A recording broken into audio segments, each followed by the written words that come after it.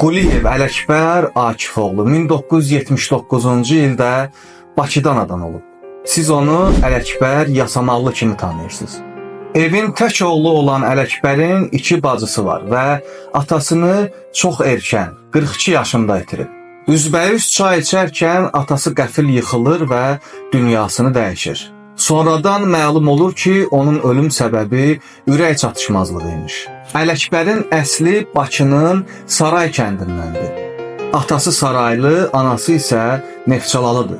Uşaqlıqda güləşlə məşğul imiş. Elə ilk meyxanasını da dostları ilə məşqdən çıxanda soyunub geyinmə otağında deyib. Meyxananı ona atası Akif kişi sevdirib. Akif kişi sürücü olsa da meyxanaya və qəzələ çox böyük marağı olub. Ələkbər atasının məsləhətləri ilə Nizami rəmzinin meyxanalarına qulaq asmağa başlayıb. Güləş üzrə professionallaşmağa başladığı zaman